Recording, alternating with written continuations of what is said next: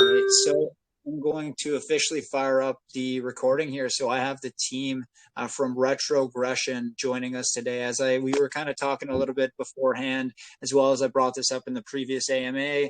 This is a really exciting project for me, just because of the scope of what they're looking to build up. They are launching on the Ethereum network. So I know we have a lot of Ethereum lovers out there, and I really am excited because it's been a little while since I brought to you guys a huge, detailed Ethereum-based project for these AMAs. So personally, that's one reason I'm excited to have them here. Second reason, they have a phenomenal team on this one. You guys can kind of introduce your background once I pass it over. I won't give away anything on that, but I'm just excited because of the projects they've been involved with, and just overall, obviously Anthony's career as well. In the professional film industry, he's got a lot of connections, and I'm really excited to have him kind of walk through his background, his experience, and the vision behind this. If you guys wanted to ever take a look, he's got a video live on the website there. He doxed, so you guys can go and check out kind of a little bit about his background and get to meet the founder of the project. And then kind of next steps, obviously I touched on a few of the things these guys are building up here with regards to kind of looking to ultimately having like a movie studio style DAO in place. So I think the ultimate goal with this AMA here is to introduce you to the team, allow you guys to break down their vision a little bit more, how it's going to translate to the crypto space, and then obviously for anybody looking to get involved from an investment standpoint, really understanding the benefit as a holder and what the value will be long term as you help this project grow. So I'll pass it over to you guys. Thanks again so much for being here with us tonight. Appreciate the accommodation, because my schedule got a little messed up with the daylight savings and my Eastern Standard Time here on UTC. So I really appreciate it, man. But I thank everybody who jumped in tonight, and obviously they'll have a long journey to be able to follow you guys as you build up towards your end goal. So the floor is yours. Thank you very much, and thanks for having us. We really appreciate it. It's nice to be on a great platform with a lot of legitimate ETH investors and long-term holders. So that's where we want to be. So I'll just introduce myself quickly. I'm Mr. Crypto Maniac 1, and in the real world, my name's Anthony Hayes, and I've been an actor since I was about 9 years old, and throughout my career, I've been in films like War Machine with Brad Pitt for Netflix, and The Light Between Oceans with Alicia Vikander and Michael Fassbender, done films with the late, great Heath Ledger, plenty Robert Pattinson in The Rover, Guy Pearce, and a bunch of people. So I've had a long acting career for a very long time in Hollywood movies. And I also have a film out at the moment that I produced, co-wrote, directed and acted in as well, and that's called Gold. And it's just been released in US theaters a few days ago. And That's that stars Zac Efron, isn't it? That's right, yeah. Zac Efron's I've heard the star of that of before even looking at the project. Oh, did you? Oh, great. So the marketing's working. That's good to know. Yeah, Zach's the lead actor in that. It's a really visceral, intense survival thriller, and essentially he's kind of on the screen for most of the time by himself. And that was a epic production to do. Our budget was about $12 million, and I produced the movie, so I raised the finance, looked after the budgeting, brought together, as you do in a film, because all you guys have seen the credits of films, brought together 350, 400 crew members to work underneath me and delegate to people that know what they're doing to make sure you realize the vision on budget and on time. And so that's the background and the experience in terms of project management that I'll bring to this project. And we'll get into what it is as soon as the other guys introduce themselves. But, really important for us with a very long-term project and a huge long-term project to have solid teams behind the scenes outside of the crypto space, and also to make sure that we have utilities that are functional and engaging, and to have short, mid and long-term goals. So we'll go through those. But before I introduce the other guys, it's important, I think, to note that we have a big, really massive partnership that I think we're going to drop a press release today or Monday with one of the world-renowned crypto gaming companies. and they are launching a multi-million-dollar metaverse. And so our partnership that we'll announce with them is an official partnership, and we've been invited to bring this project onto their metaverse and have our own space. And they are currently doing deals with the NBA, Ray-Ban, and a bunch of other big brands. So it's a really big metaverse that's opening up, and we'll have our own spot on that. So they've got 150 devs in their game development devs and film CGI devs. And so we'll be announcing the official partnership with them, and we'll be working with their subsidiary companies to build our play-to-earn game and our visual effects for our films on Unreal Engine, which is a fantastic game experience, and we'll go into a bit more about that. We've got our own website development team and DApp development team, and these are people that I've known since childhood. So they're people that that I've worked with in various capacities in the real world over the years. And they've already built our first utility, which we'll give you a look at on our screen during this, and that'll be ready for launch. And then so there's a lot of people behind the scenes that you won't see here today because it has that scope and it needs those people. And then here today I have Pappy John, who's our Solidity dev, who will say hi, and Mudlark, who is our admin's and my real life brother as well. So I'll throw it over to those guys quickly. Yeah, hey, my name's Pappy John. I'm the Solidity dev on the project here. So I got started in blockchain development about a year ago when I entered the scene and got really sick of all the rug pulls and honeypots and was looking for some, legitimate development projects. I started off with a project called Captain Doge a long time ago.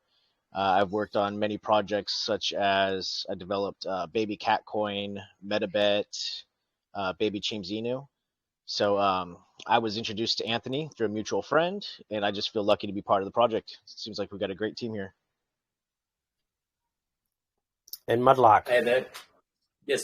Hey, my name's Ben. Yeah, as Anthony mentioned, I'm his brother in real life. My history is in logistics, specifically in the brewing industry. So the last few years in London, I worked for some of the biggest breweries around. So just bring a bit of organisation to the team and keep everyone connected. So, and we also have, he's not here now because he'll be asleep. We have Cello Crypto, who is, I think, speaks 8 languages, and he'll be heading up the marketing and push for all the non-English speaking communities as well.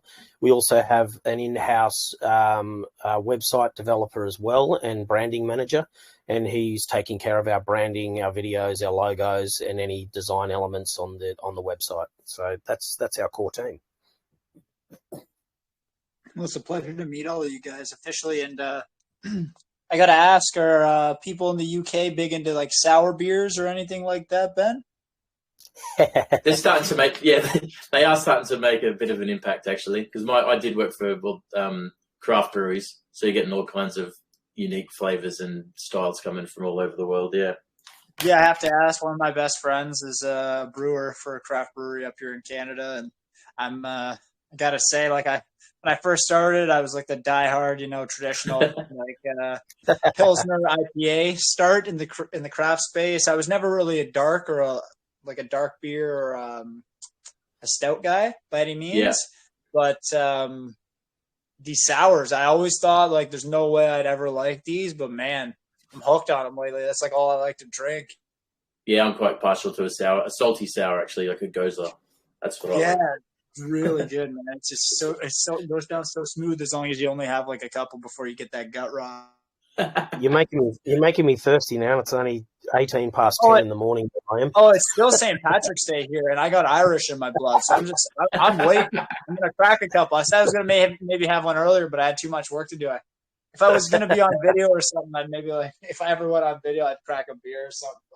But I gotta crack one afterwards. It's still St. Patty's here. I'd be doing my grandfather a disservice if I didn't at least have one beer. Absolutely.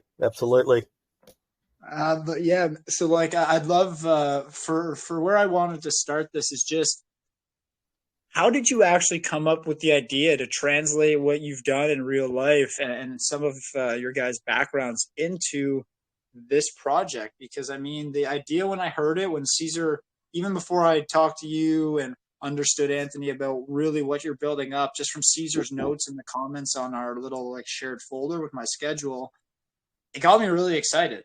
Just based on like a one line intro from him about what you guys are building up here. So actually being able to deep dive it, I just want to understand how you kind of thought to transition this, and obviously like the token, what the token is going to help build up within the ecosystem. So what people are buying in for today, and I guess when the public presale goes live tomorrow afternoon. Yeah, absolutely. It's a good question.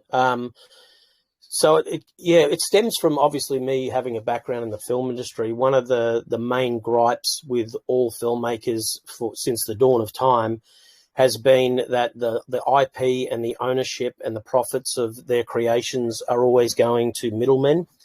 They're always going to distributors, sales agents, financiers, banks, interest payments.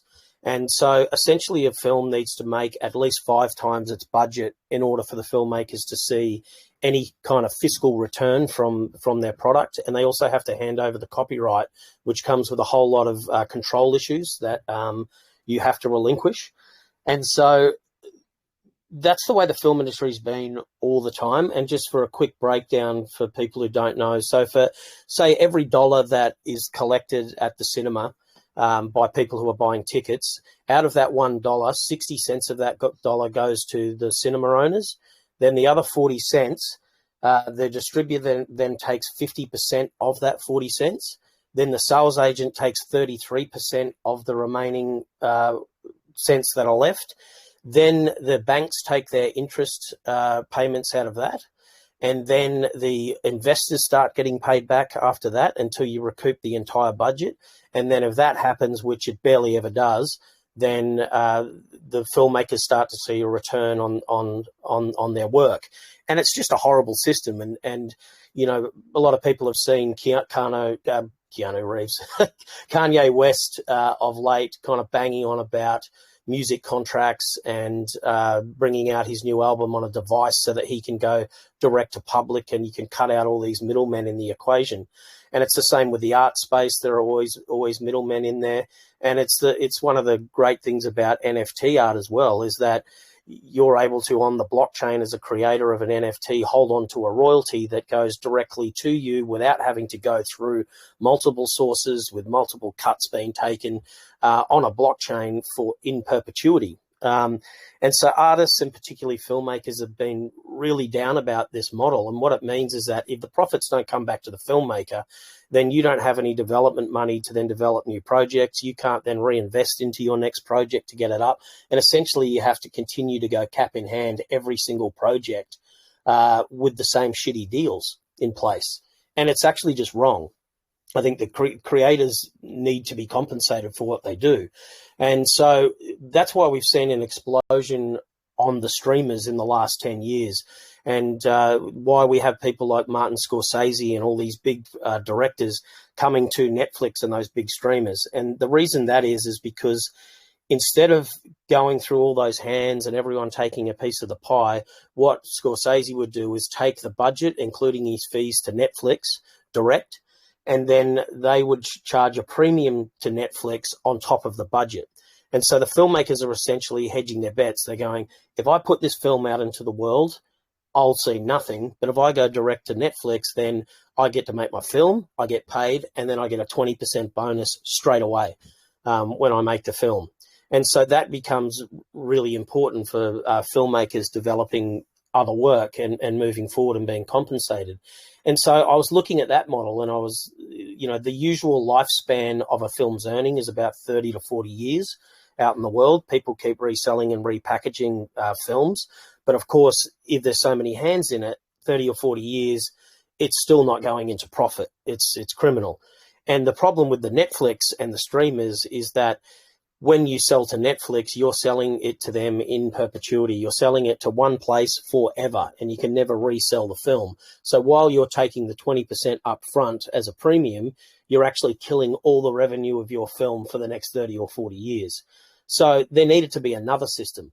And so I'd been contemplating it for a long time, making films and going through the arduous process of getting fucked over by investors and, middlemen. And I'd been dabbling in the crypto world for a few years just as an investor and watching projects.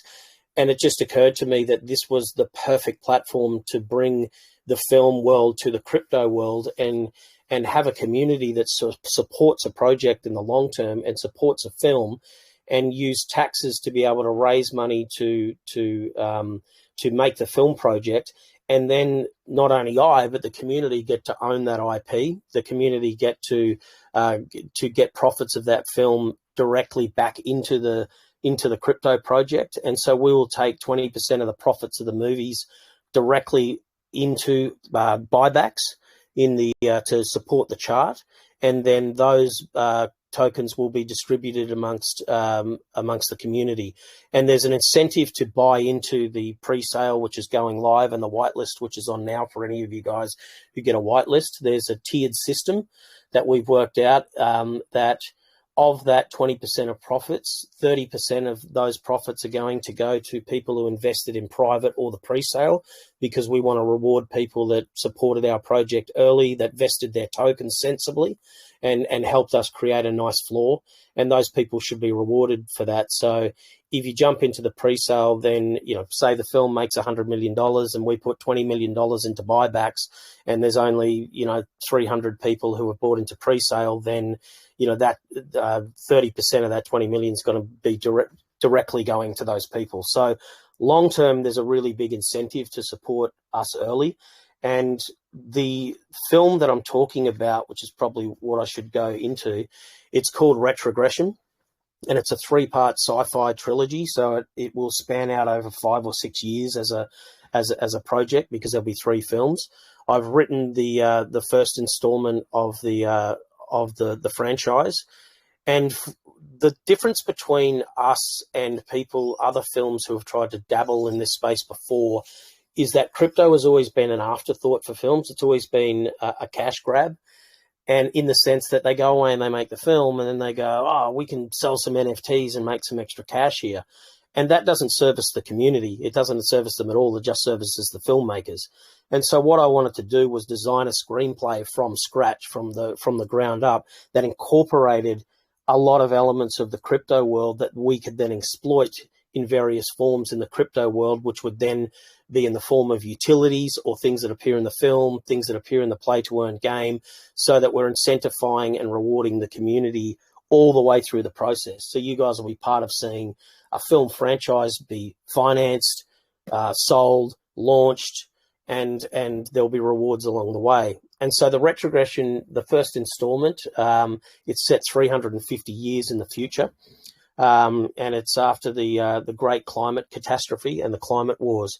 And the world in 350 years in the future is a series of floating metropolises, cities that are being chained to the sea floor because of the rising sea levels. And so we start on this city called Alpha, which is this gleaming, beautiful, clean, pristine, eco-friendly, zero emissions world that our lead character, Ben Hammond, lives in. And he is a security guy, and he works on blockchain. And the governing body at the time is called the Chads in the film, which we think is pretty funny. And essentially, he designs a system where everyone in the future, instead of having iPhones, have these things embedded into their wrists. And he invents a system that rewards people with the RTGN token according to their carbon emissions. So the more carbon friendly you are, then the more RTN tokens you use. And so in the future, all currencies have been disbanded and discontinued, and everyone is living on the RTGN token. And so he finds out at the beginning of the film that there's been an attack on one of the islands, on Delta Island, which is a military compound. And the guy, the head of security there, has been murdered by terrorists who are trying to take the place over. And so he's sent out there, gets to this island, and then realizes that there's another island existing off it and a series of other islands where people are enslaved, and they've repurposed his tracking device to dictate where people go, when they go there, and people have to live the same day down the same path at the same time every day. and they are policed through his system with these steel orbs that patrol the cities and execute people whenever they deviate from their path. And so they've implemented this system on the poor and disenfranchised in order to lower carbon emissions. But as he digs deeper, he realizes that what it all is a foil for capitalism. And it's essentially a soil dredging money-making scheme where these people are put into soil dredging slave labour, and all the factories littered around these other islands are making the 5-star energy-rated vacuum cleaners and dishwashers and washing machines and all that kind of stuff. And these people are forced in forced labour to do that. And so essentially what it is, the film talks thematically about greenwashing. And greenwashing essentially is in the real world at the moment, there is no regulation in terms of the people who offer, the companies that offer the green tick of approval for you being carbon neutral. And so companies now can go and hand select whichever company they want to get the tick of approval from, and select them according to their guidelines. And the guidelines are different depending on where you go. So if your company is doing a certain thing, you would go to a certain company and go, great, so we qualify and now we get the green tick of approval. But it actually doesn't mean that they're carbon neutral if they went to another company. And so what this film does is it talks about themes that are emerging today, which is what good sci-fi does, and then project them into the future. And so thematically, this becomes a warning sign that we need to be careful as consumers not to get caught up in what essentially is another repackaged capitalism scheme where the wealthy 1% are essentially getting us to consume things in order to service themselves and disenfranchising the rest of the world. So when he finds this out, he tracks down the terrorists through this series of underground tunnels and finds out that they aren't terrorists at all. They're actually liberating the slave trade. And so he teams up with them and then takes on the government and has to bring down, storm the compound, the military compound, and has to take down the security system that he created in order to liberate mankind. So that's the first installment of the film, and that's already written.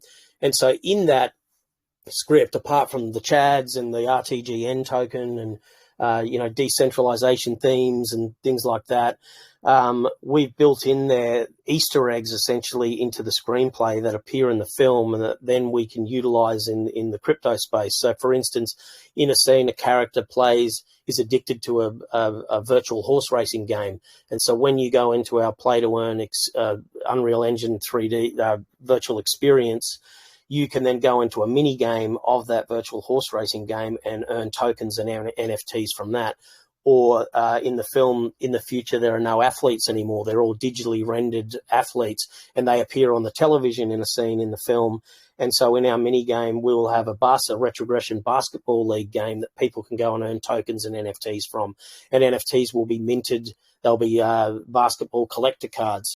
So you start to kind of see that the way the script has been engineered is to be able to drive utility in the crypto space. And so people can come to the film outside of the crypto space and it still works as a huge budget sci-fi trilogy, but it's also drawing attention from outside the crypto space in, which is really important for the longevity of a project, and also servicing the community along the way. And so that kind of, and you can stop me if you like because I rabbit on because I get so excited, but that kind of brings me to utilities, because obviously the film is a very long-term project. We don't anticipate, in all honesty, going into production in the first film for probably a year and a half. We need to raise a significant amount of taxes in order to finance the film. One of the beauties of it is that we're bringing 40% of the finance of the film to the table through government initiatives. And so when you shoot in Australia and you qualify, which I do as a filmmaker who's made big films, you essentially, for every $1 you spend hiring people, services, you get 40 cents back from the Australian government as a rebate that goes into the budget of your film. So we're bringing 40% of the finance of the film. We're also, with our partnership that we're doing in the gaming world, they own a subsidiary company who we're working with, who develop computer games and visual effects for films like Mad Max Furiosa and big budget films like that, and they work in Unreal Engine. So as we're building the assets for our game using Unreal Engine and the NFTs that will be available, we're also using those assets to service the visual effects of the film in the long term, essentially cutting down what essentially is the most expensive part of a big CGI movie, because we're streamlining those assets from two places and using them in two places. So the midterm goal of the project is the Play to Earn game, and that'll be an experiential game, story-based game. And the partnership we're about to announce is really huge. I wanted to announce it by the time we got into this channel, but they haven't dropped the press release yet. We're getting them to do it today. But it's a big company that's in the crypto gaming space, and they will be building the game for us and hosting it on their metaverse, which is their multi-million-dollar metaverse, which is launching now and very shortly into the bigger metaverse. And as I said, they've got a lot of partners in that, but we essentially have been invited as a partner to have our own world and host our game on their platform in their metaverse. And that will mean that they will be developing and minting all the NFTs for us, which means that we as a project don't have to spend our money and our taxes on the NFT side of it. They'll be creating them for us, and they'll be creating them through Unreal Engine, but we also wanted to have a use case for the NFTs. And so they could be anything art-wise, from concept art NFTs through to things that, props that will appear in the film eventually and in the game. They could be NFTs of the characters that appear in them, costumes that the characters wear. And in this metaverse, it's an avatar-based metaverse. They will be building costumes and props based on the design of our film that are NFTs that people can buy and clothe their avatar within that metaverse and walk around in character. They're also going to offer tattoos, RTGN tattoos, that people who are on their platform can put tattoos onto their avatars as well and brand themselves with RTGN. So there's a whole huge opportunity there that I wish I could go into more, but I've probably said more than I'm allowed at this stage. And so the midterm goal is that and the game, and we anticipate to have a part of the experiential game on their platform in about August. So that's our midterm goal. And one of the key things with the NFTs, with the Play to Earn gaming, is that you can obviously earn our tokens from that, but we wanted to have a use case for it. So I came up with this concept where we give away random keys as NFTs, and those NFTs unlock other levels of the game. So if you're lucky enough to mint one of those rare NFT keys, then you're able to experience a different part of the Unreal Engine gaming experience on the platform. And then when you're finished with it, you own that NFT and you're able to then sell that on the secondary market, which will be a hot commodity, so that other gamers can then experience that you just did. And so we will hold on to a royalty of all those NFTs as a community.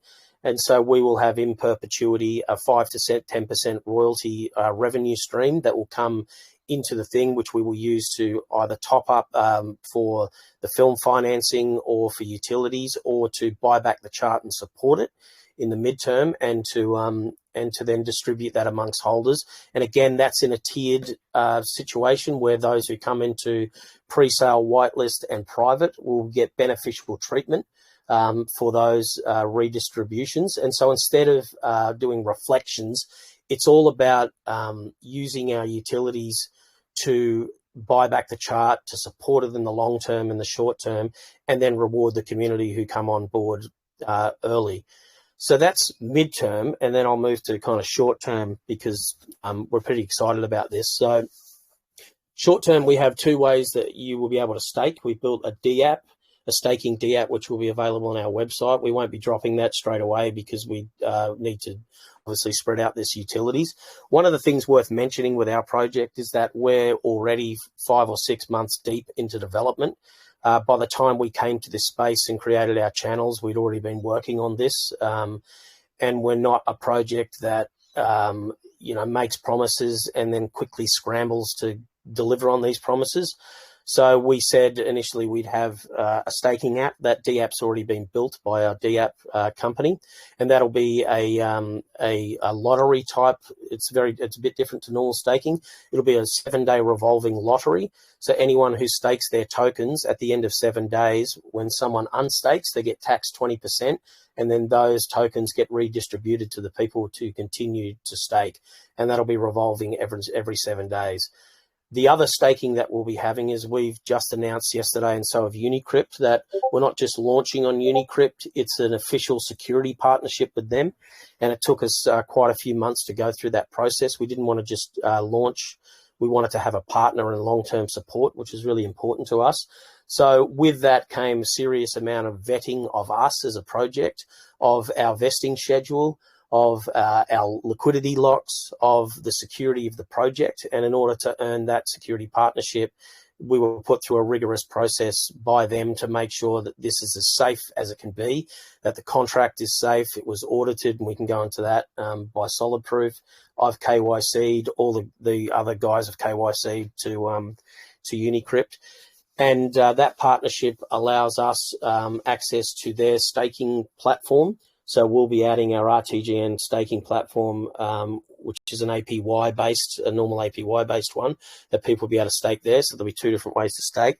And also as part of that partnership, we've negotiated an unlimited airdrops for eternity to be able to airdrop and save on gas fees for our project, and other perks that we'll be kind of rolling out to do with that partnership over the course of the project.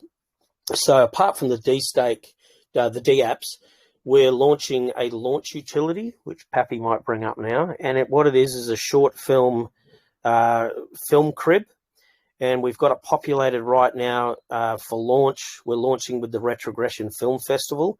It's a film crib for short film and emerging filmmakers, and it's incentive-based. You can see there we've got 5 Oscar-nominated short films on there, and as Pappy scrolls down, we've got another 30 or 40 award-winning short films from all around the world, and they've won things from the Cannes Film Festival to the Berlin International Film Festival, and we've curated all these. You'll be able to go onto the streaming platform and you'll be able to play these films, which Pappy will give you a little demo of.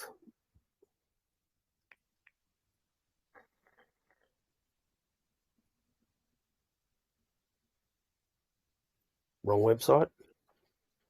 We'll get it back. You'll be able to play these. You'll be able to play these films, and the way this works is that the filmmakers that come to the platform hook up their ERC20 wallets, and they earn retrogression tokens per stream, and that is a claimable one, so they won't be released every day to protect the chart. They will have to go and claim it on a certain date, and we'll be ready for any sells that happen there by buying back the chart to support it at that time. But also the value of the token is going to be increasing, so we anticipate that they'll probably hold once they see this go, times 20, times 50. And I'll just give you a little demo here. So you go into it, you watch one of the films. It has the details of the filmmaker there, the awards it's won.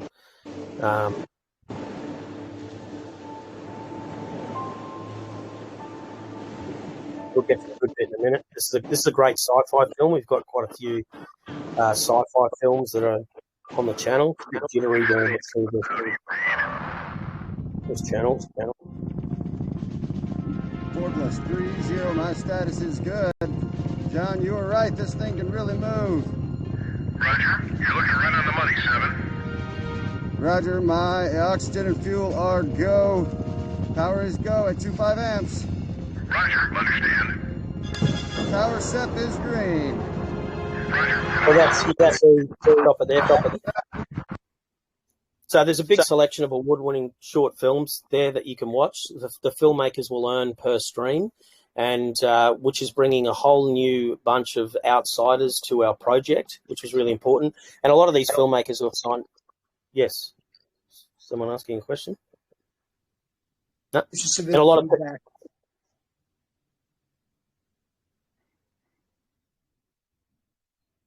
And a lot of people you're right. A lot of people are coming from outside of crypto for this, so we anticipate to People will be able to upload videos there that we can curate and look at, the general public. And so we anticipate this platform to roll out after the festival and keep adding thousands of films for you to watch and engage with. And that also means thousands of holders, because the filmmakers will be holding the RTGN token for views. On top of that, you as a community are able to hook up your wallets to this platform as well. And we're going to be doing bounty random airdrops and prizes in RTGN tokens for your engagement. And so the more you engage with the film, the more you are incentivized as a community for doing that. The filmmakers are then getting more views. And then what that enables us to do as a revenue stream is that we're selling 10 to 15 second ads that will run before the movies when you see them.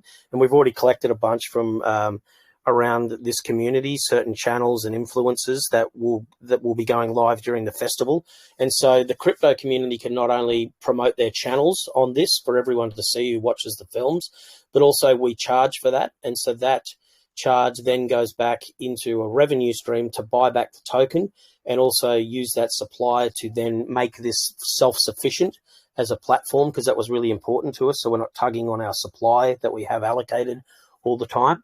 And so it's a rewards-based platform. The next part of this, building out this, and this will be delivered on launch. The next part of this platform is that we're doing a YouTube influencers crib. And so we're inviting all the top influencers around the crypto space to post their videos on our website. So it will be a one-stop shop for crypto investors to be able to go to one place to find all the promo videos and all the shilling for projects that you might want to invest in, instead of having to go through all the different channels and find all the different influencers individually. You'll be able to go to one place to research your projects. And the other good part of that is that we will charge a 20% booking fee, and you will be able to, the projects will be able to book these influencers direct on our platform. 20% of that will go to us, which we will use to support the chart and to finance utilities in the film. So it's another source of revenue stream as well that's coming into the project that is servicing the community. And you will be able to direct book on that thing. We will vet all the influencers that are on there. And so it becomes a safe place. And we've even in the last few weeks been scammed by influencers that are even, by not influencers, but by people posing as influencers, where we had an email that was identical to the actual influencer's email and sent a whole bunch of cash to this guy, and it was a scam. So we wanted to, bring something to the community that made it safe for projects to be able to buy these influencers, to pay them through our channels, and know that it's going to the right person.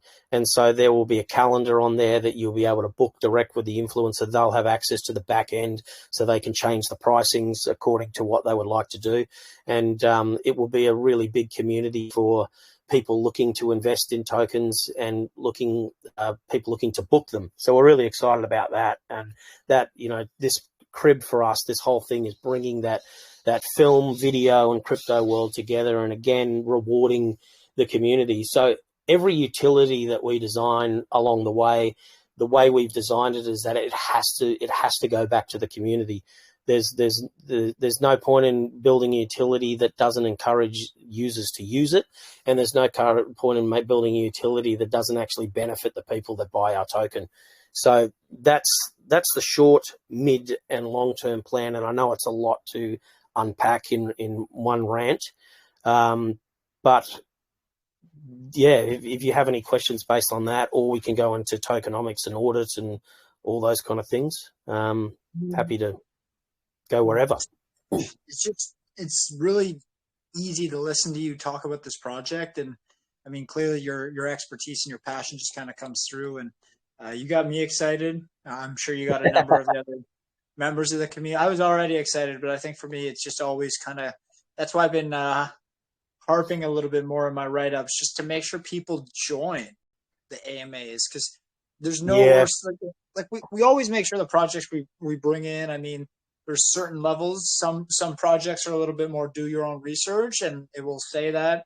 This write-up, I even said in the write-up, I'm bullish on this project in the write-up. So like that should tell people that you probably want to, listen about what they have planned for the future, because Once I think people understand how you, I mean, yeah, it was a lot to unpack what you just explained, but you also broke it down in steps that I think you allowed people to understand your vision, understand the film idea, understand what you're currently offering. I mean, that platform with those videos is incredible.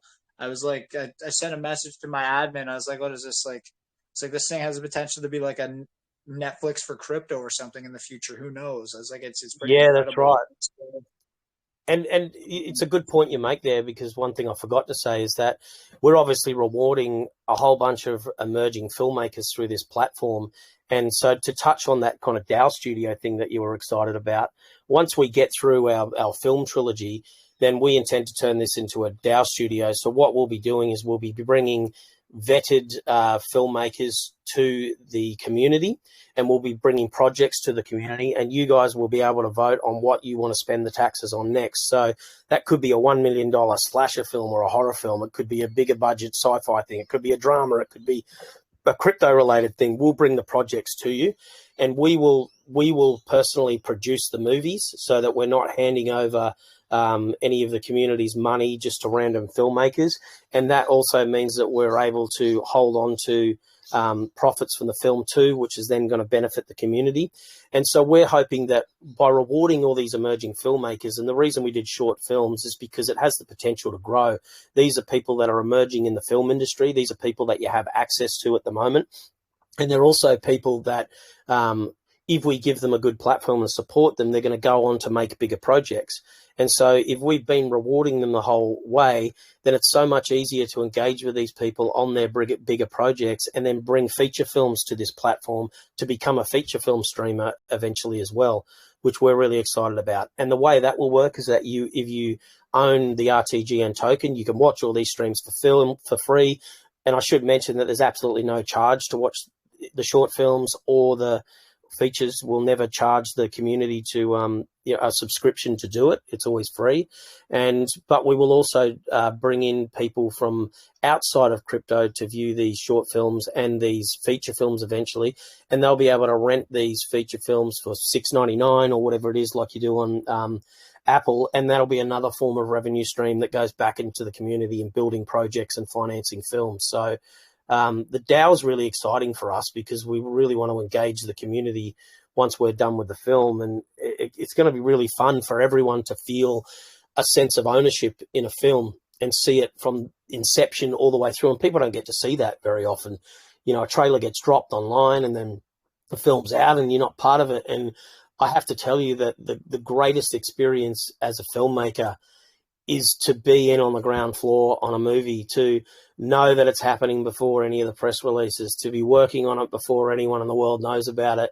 You know, I was working with Zac Efron for months before anyone knew he was doing a film, and just being part of that and building a project and then seeing it go out into the world, all over the world, and, you know, having comments and to then also be fiscally compensated for that and be part of that as a community is exciting. And so another part of our, people who want to buy into the whitelists now before we go live on the pre-sale, or people who buy into the pre-sale, is that if you're in there are prizes like people get to appear in the films in cameo roles.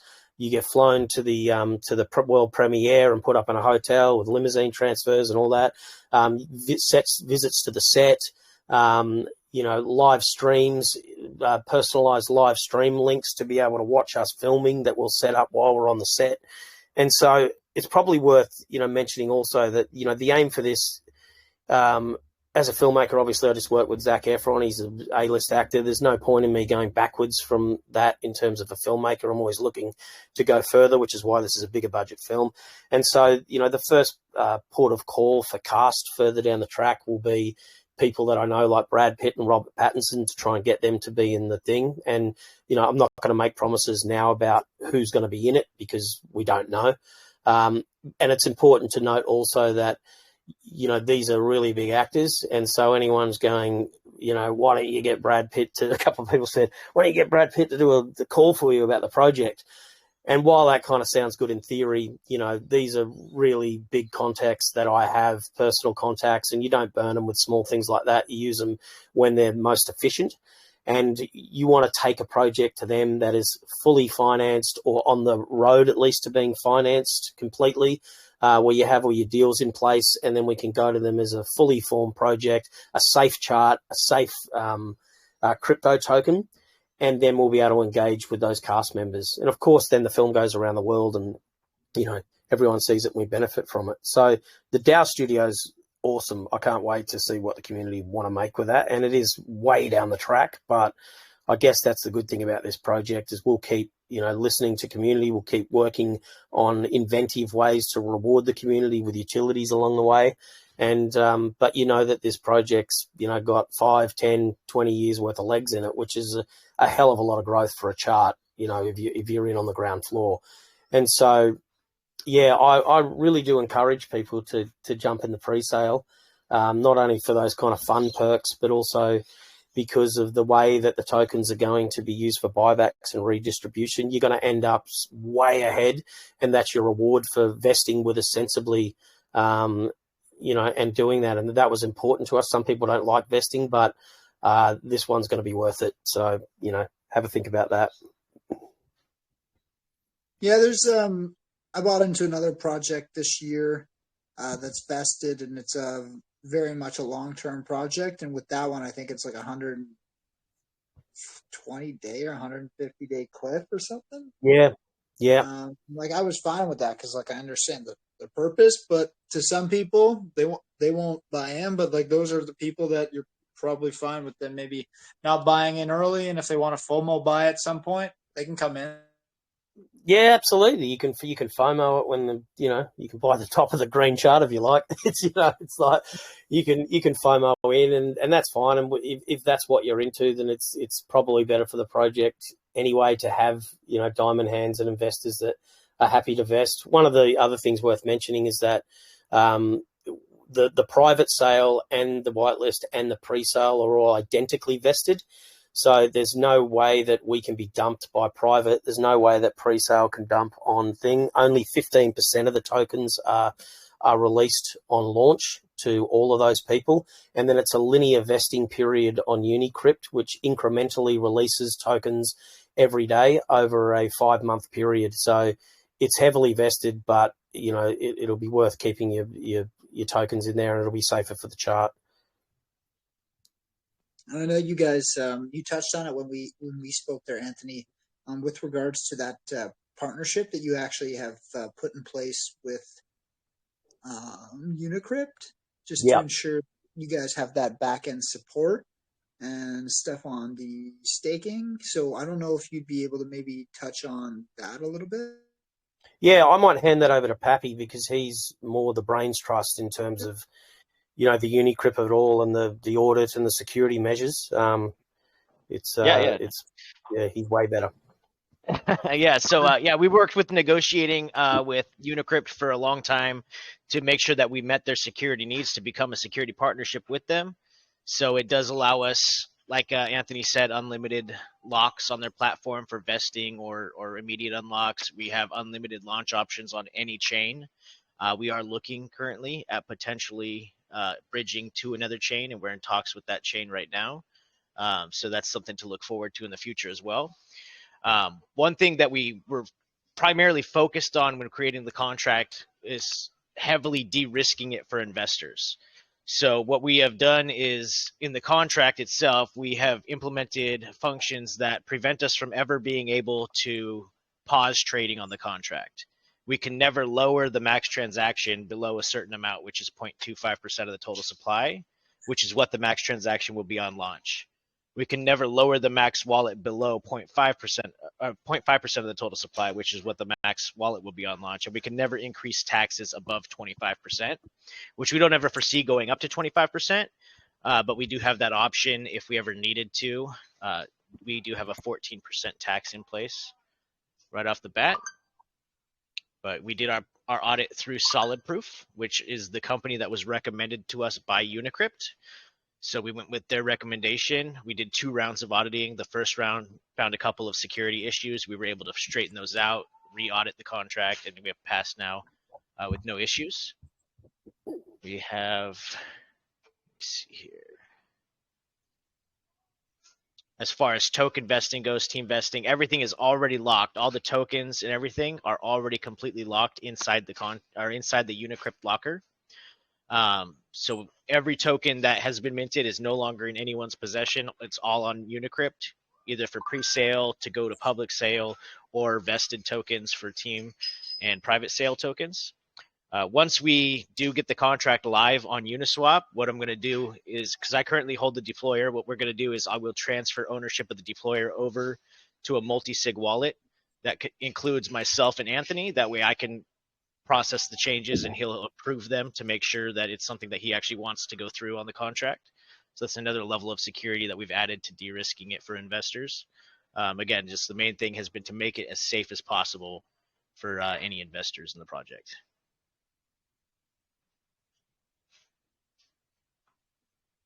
I really appreciate you breaking that down for me there, Pappy. Yeah. And just, it's something refreshing, I think, to see how you guys have really gone deep into securing some of these things up front that help mitigate some of those problems or some of those issues maybe other projects run into around launch or around different important pieces of utility or growth of the ecosystem. So yeah, like that flexibility on your end on the backside is really, really important. So it's really, it's refreshing that you guys actually went through those steps at this point to get that done. Yeah, it was really important to us. I've seen a lot of projects with a lot of FOMO and a lot of rushing around trying to lock things, and it's just a waste of the team's energy as well on launch when we could be concentrating on other things. It creates FUD, not FOMO, FUD in the channel as well. So, you guys know that it's all done. It's all locked. The liquidity lock is also already for a year built into the Unicrypt, so that the liquidity is locked for a year straight off the bat. We're not going anywhere. We've got nothing to hide. This needs to be as safe as houses. My filmmaking reputation's on the line, and I've got too much passion for this, not only for a crypto project, but to change the landscape of the way filmmakers are treated as well. I have a bit of a kind of engine in my stomach about that. And if we do this, we become, which is fun, we become the enemy of the film studios. We become the enemy of the film finances at the moment, and we become the change in the place. And with that comes a lot of outside press, a lot of film press, not just in the crypto world, a lot of new eyes to the project, because we're essentially revolutionizing a financing model that has existed for 100 years in film. And to be able to do that on crypto is just so exciting, to be able to bring the two passions that I have together. I'm really stoked about it. It's just the crypto world has so many ways that we can tap into it and bring other industries to it. And no one's done it in film yet. And the reason the studios haven't done it is because it doesn't serve them. It actually goes against the very nature of the way they rip filmmakers off. So it's awesome. I can't wait to stick it to them, to be honest.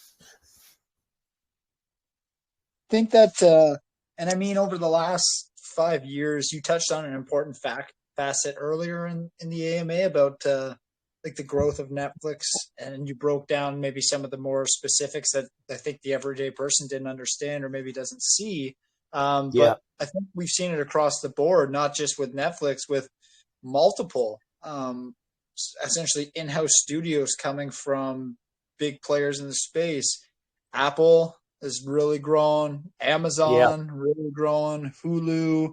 There's so many different layers of those providers, and they built their base and they built their start off of obviously licensed projects, but over the duration of their existence, they've transitioned because like you've said and like you've touched on, there's a need, and when a need exists, somebody always steps up to fill the gap. So I'm excited to see kind of how your passion will further that, right? Because like you said, absolutely. It's just really exciting.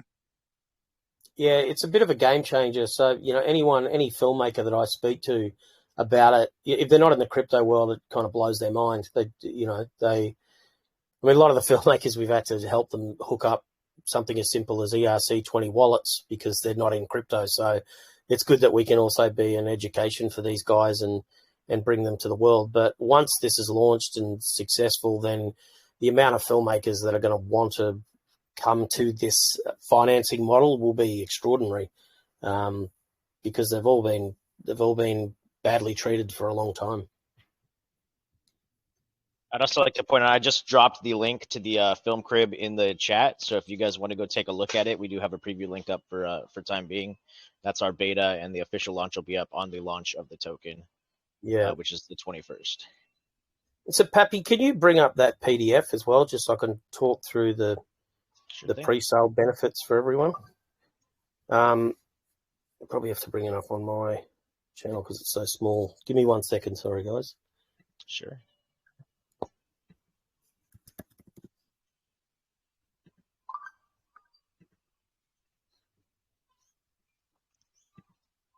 Okay, so basically we've just announced on the eve of our pre-sale a private whitelist and pre-sale reward scheme, and as part of the partnership with Unicrypt, we're locking some USDT. There's $50,000 worth of USDT that is going into the Unicrypt token locker. And that 50,000 USDT will be shared amongst private, pre-sale, and whitelist investors, and that'll be on a tiered scheme according to how much you buy in, and that will be unlocked 4 weeks after launch, and distributed amongst those pre-salers. So while your tokens are vested over a 5-month period, you'll get 15% on launch, but then 4 weeks after launch, you guys will share the $50,000 worth of USDT.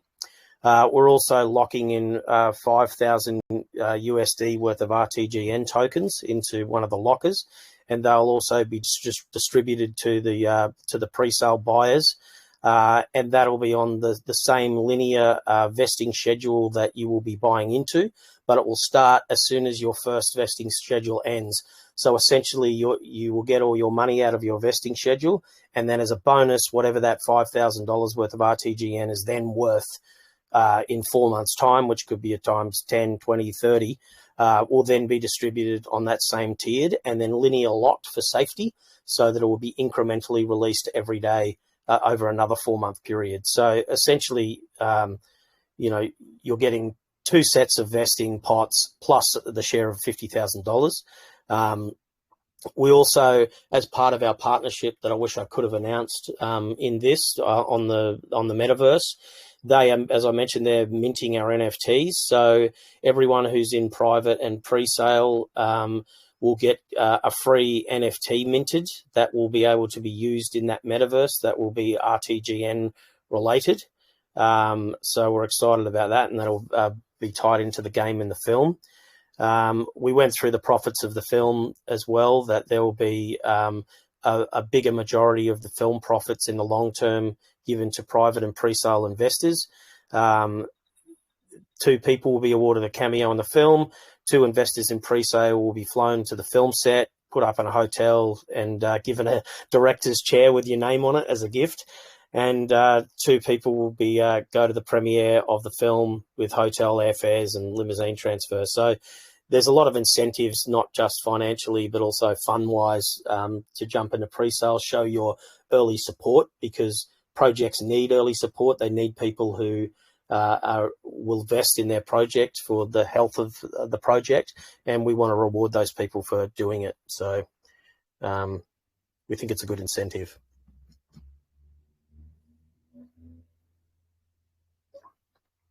Perfect. And that's that's such a good breakdown as well.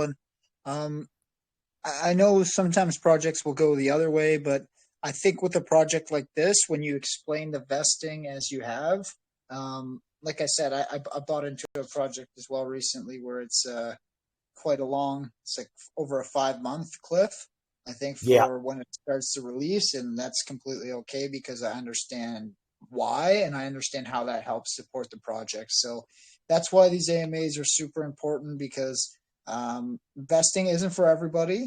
everybody has different thresholds, but I think if you're able to understand the reasoning behind everything, that obviously helps to kind of ease your mind as different occurrences happen on the chart. It makes you a little less emotional. I think as long as you understand what the buy-in is, and you've done your kind of your homework, right? So these AMAs are super effective for that. Yeah, that's right. They are. And we've got this stuff pinned in our channel too. So if you want to read over that PDF document, that's there. So you know what you're getting yourself into. And also the vesting terms are clearly labeled on UniCrypt as well. Yeah, and then we just have a little example of what the ads will look like in front of the videos that we share. So I'm going to go ahead and just play this real quick. They're just little 10 to 15-second ads that we're going to be selling to crypto products.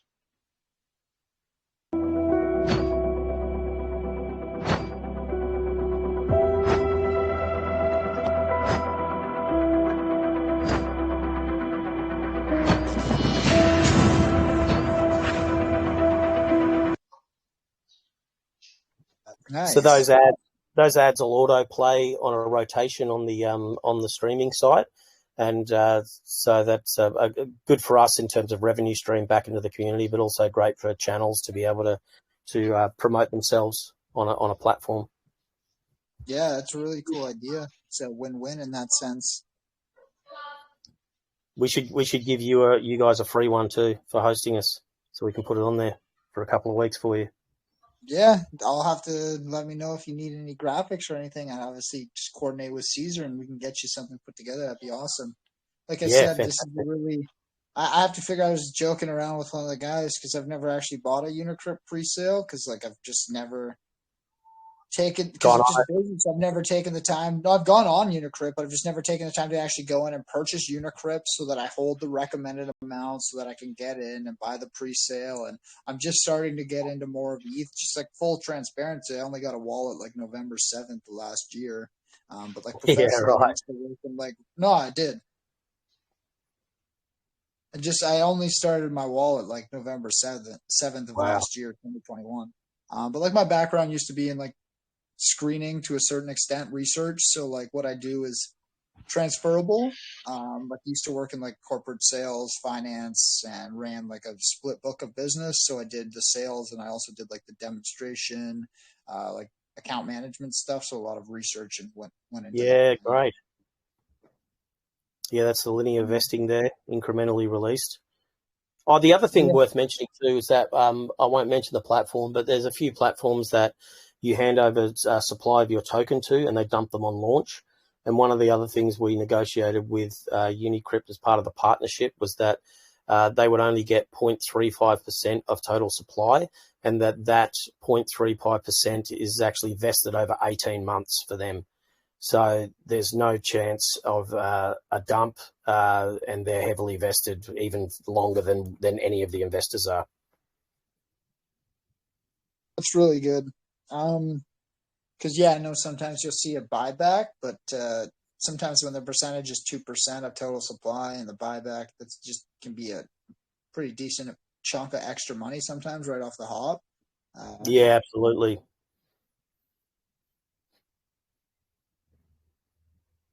So like, for me, that's really exciting. I just want to look through the roadmap here.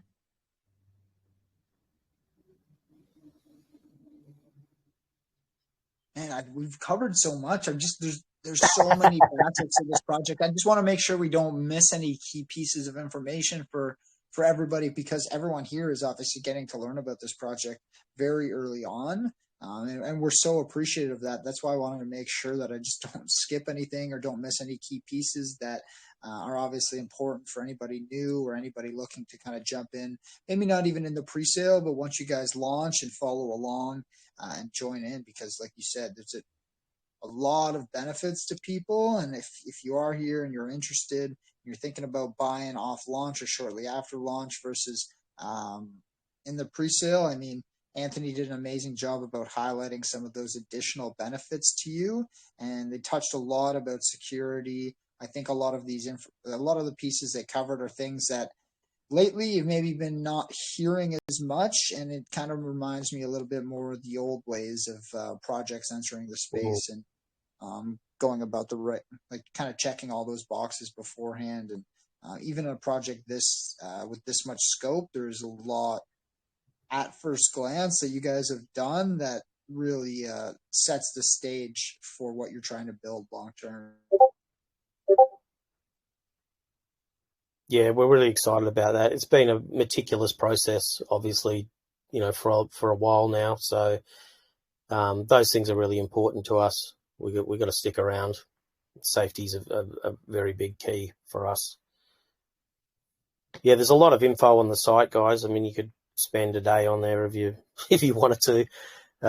All the tokenomics, the where everything is, the taxes. Yeah, plenty of stuff on there. The roadmap has the first two things unlocked, and then we'll be adding to that. We like to maintain a bit of, I mean, we've told you guys a lot of the stuff anyway, but maintain an aura of secrecy as well, which we think's fun. But it's all laid out there for you guys to have a look through.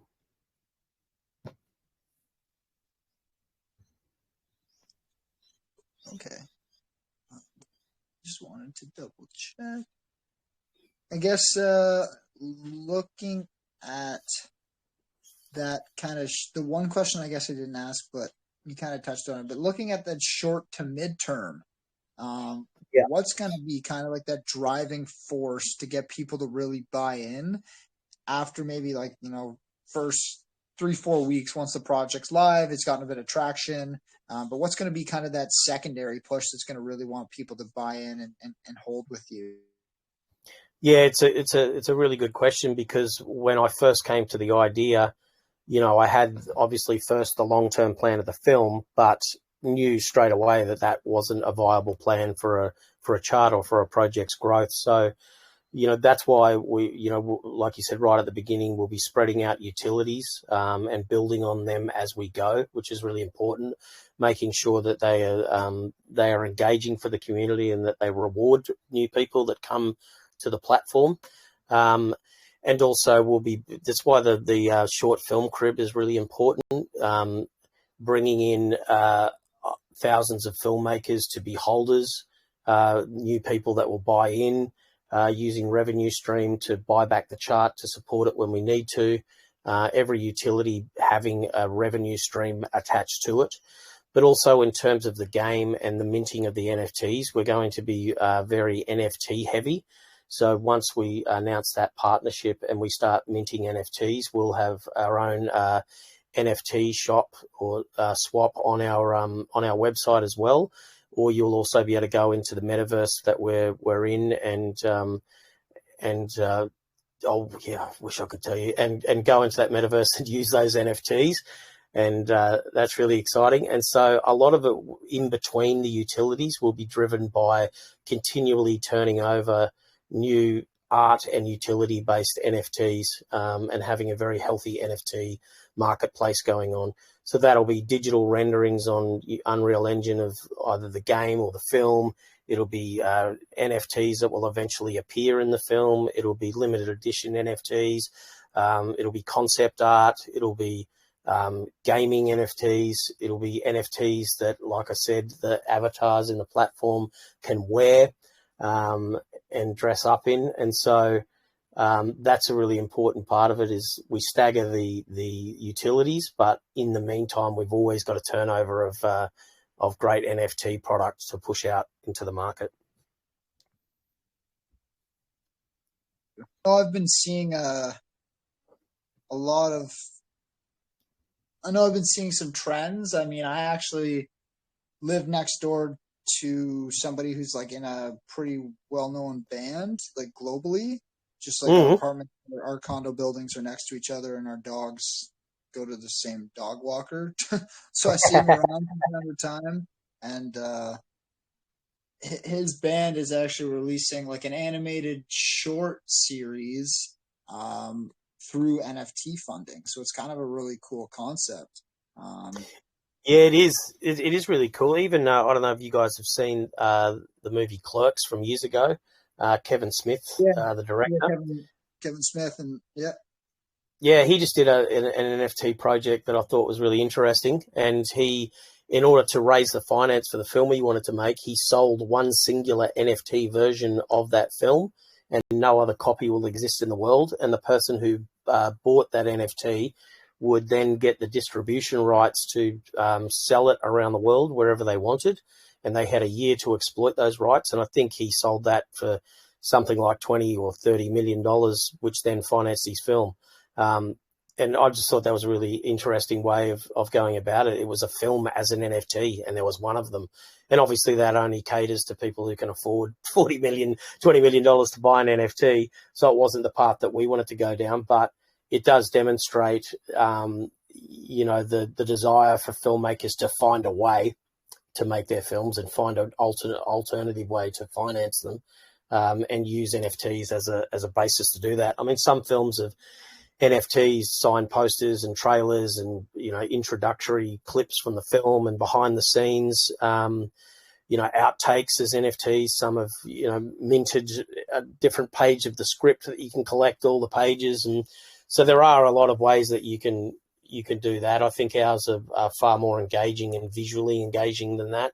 And to see our NFTs, come from concept art all the way through using Unreal Engine is huge. And then to see them appear in the final product when you own that NFT and you go, I own that building in the movie, I own that character in the game.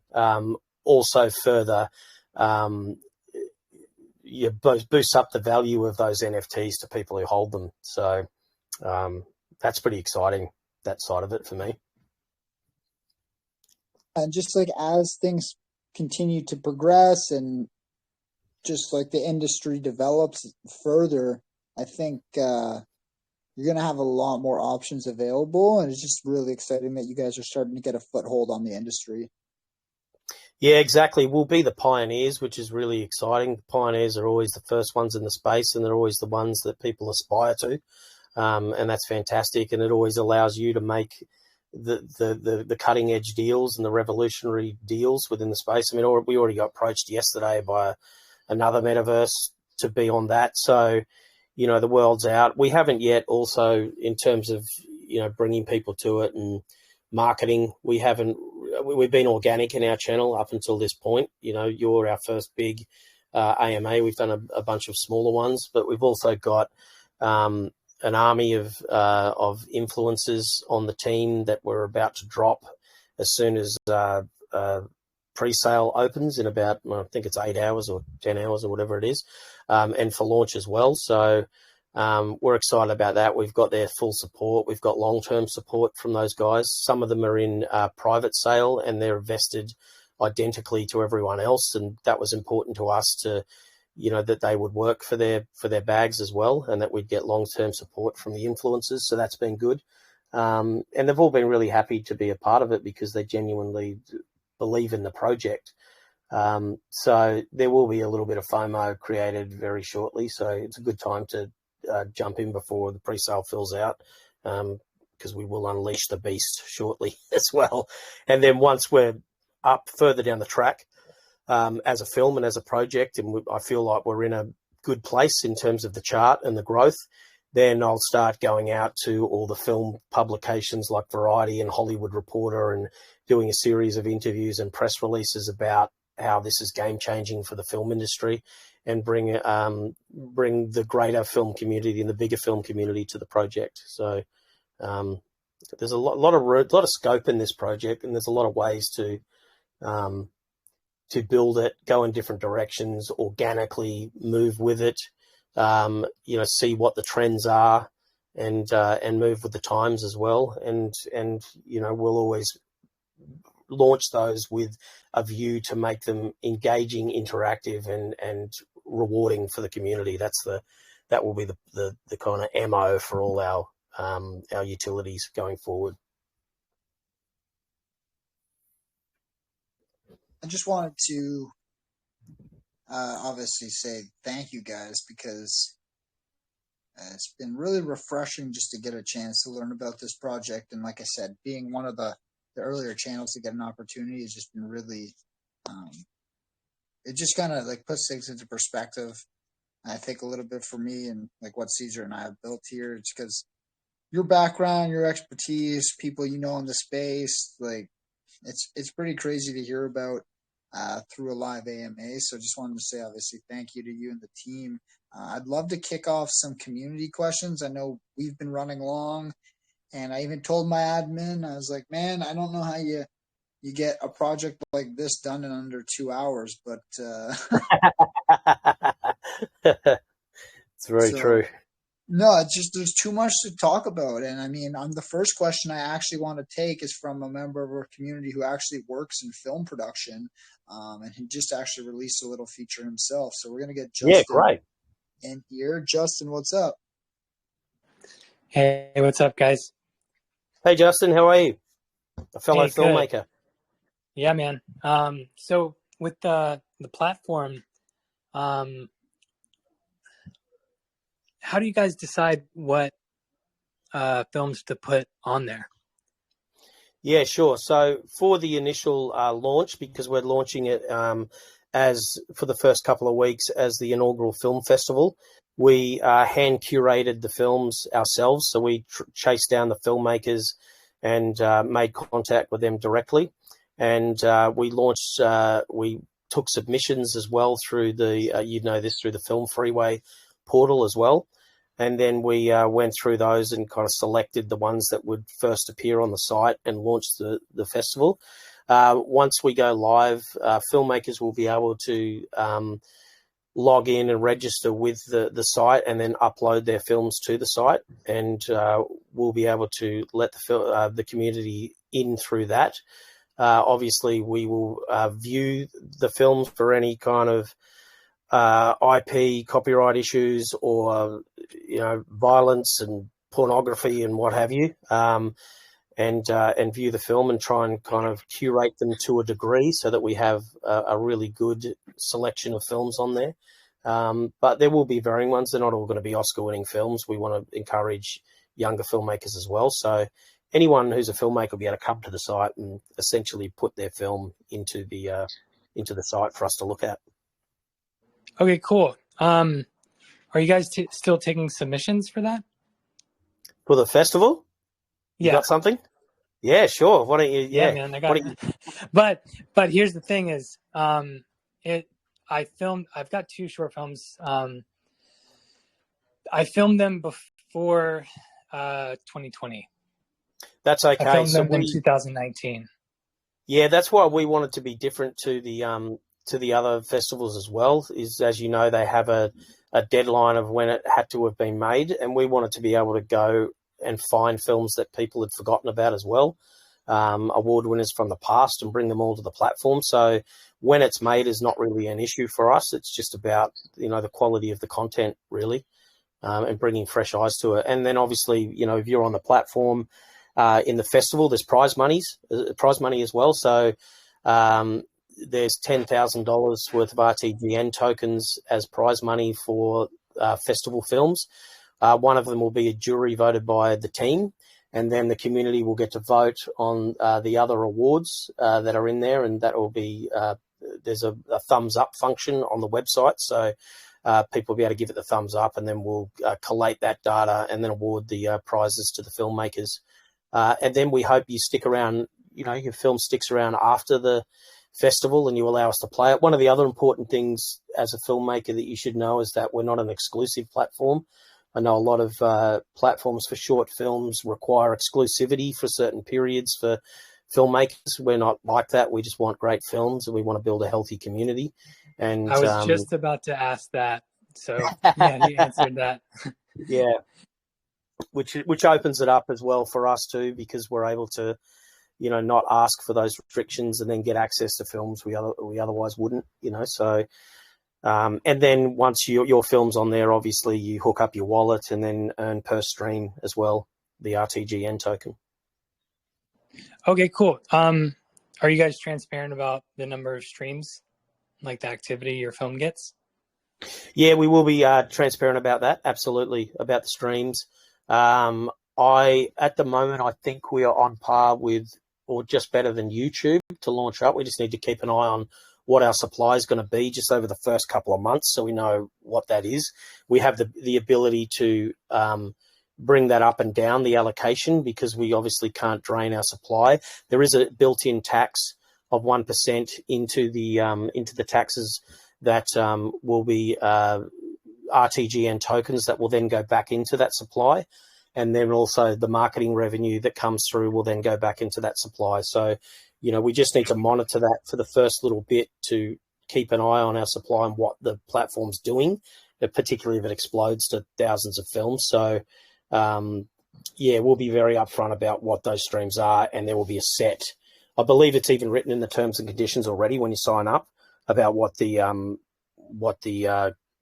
payout is per stream or per 10,000 streams on there. Beautiful. Because I've got several films on Film Freeway right now. Fantastic. What's your entry fee? No entry fee. We've actually shut down the Film Freeway because the submissions are over. So you're late, but because you're on this AMA, I'll let you submit anyway. So if you DM me, then I'll give you an email address for our guy that's running the platform, because I've got another filmmaker who's running that and curating the films, so we're not spread too thin. And I'll give you my email address and his, and then you can talk direct to him about it, and we'll get you on there. Amazing, man. Yeah, that sounds great. I'll definitely DM you. What else? So many questions, man. Well, I guess just the last comment, I know there's one other different but in the same vein project, and I just really appreciate you guys, because as an indie filmmaker, you don't enter this space for money. No. You don't enter indie film for money. You do it because you're passionate about it, and you do it because you can't not do it. You're absolutely, yeah. And unfortunately, that's why we get taken advantage of, because we're hungry to make our passion projects, and we're hungry to make art, and, finance people see that hunger and exploit it. So, I get you with that. It's just a burning desire to tell stories. And I just think it's well timed that burning desire and that hard work that goes into it, as you know, gets actually compensated for. It's just time. It really is time. Yeah, man. Yeah. So, man, super appreciate you guys and everything you're doing. And man, I'll DM you and submit probably 2 films, maybe 3. Yeah, great. Okay. If you got perfect. space for it. Yeah, okay, absolutely. Yeah, please do. That'll be awesome. Cool. Thank you so much, man. And any other filmmakers in your community, give them the link once we go live, and they'll be able to join as well. Amazing. Yeah. No, I definitely know some filmmakers. So, yeah, that'd be great. Cool, man. Thank you so much for answering my questions. Yeah, no problem. Thanks for being here. Thanks, Justin. Love to see you, man. It's been a while since we had you for a question, so I figured this, when I saw your hand go up, I wanted to get you in. This is straight up your alley. Yeah, appreciate that, man. Of course. So we have Peter here up next. Peter, how's it going today? Yeah, hi, Maurice. I'm fine. How are you? Doing great. Thanks so much for coming out. I know it's a little bit later than normal, but man, it's been fun. I've been loving it. Yeah, this project looks amazing, but I have a quick question. What would be the tax at launch time? The sell tax? Yeah, it's 14% buy sell tax. That's what we've got set at. That money goes into same at launch. Same at launch. Yep, absolutely. It's imperative that we have a tax. It actually also offers a bit of a safety for the launch, because it's essentially a 30% round trip for people. So obviously, if you buy into pre-sale, then you're going to not spend those 14% taxes to start with. So that's another advantage for getting in early. So definitely that'll be in place. And also, I'm not sure if Pappy mentioned it, but hard built into the contract as well is a mechanism so that we can't put the taxes up beyond a certain percentage as well. So that's built into the contract. Okay, and any plans to prevent dump, like any buybacks or something? Yeah, we kind of went through that a lot in this, that all our utilities are revenue based. And so that revenue is really important to the project and to the chart. So rather than do reflections, which we can't control, and it's just a better idea that we can monitor the chart as we go along and use those pools of revenue that we make from the utilities and the project to support the chart when it needs it, rather than dish it out incrementally along the way. It's a much better way to control the chart and help it. So 100%, it's obviously in our interest as a long-term project to support the chart because it means more people invest. And it's in our interest to do buybacks. We won't announce when they are because obviously, there's times where you buy back and then people wait for it and they dump, but we'll be incrementally doing it when required. Absolutely. And then not only that, we will do those buybacks and then we will redistribute those buybacks to the community. So it's a double whammy for you guys. And then one statement on that too, we do have some utility built in for anti-bot, but after discussing with Unicrypt, we've decided not to use it, and that was to be an initial tax of 99%. So like Anthony said, we're going to be at 14% tax, but we do have the ability to, if there are bots or other people taking advantage of our blacklist is different blacklists. We don't prevent people from trading. What we do is we prevent them from re-entering. So we charge them a 99% buy. They have a normal sell tax if they get flagged as a bot. Okay, great. And what about the roadmap on your website? I see there yet to come some more marketing in phase 3, phase 4, something like so. What would be the secret? Yeah, that's right. Yeah, we wanted to lock that up. We're telling you guys a lot of our plans on these AMAs. We briefly touched on influencer marketing and all the crypto publications. Once it's settled, those aren't very useful at the moment on launch. They're more useful when you have bragging rights to talk about with your project and it's launched. So we'll be doing that. We have, as part of our security partner with Unicrypt, they're helping with marketing as well through their channels. I also have, in terms of the film side of things, there'll be marketing into the film community about what this project is when it's safe.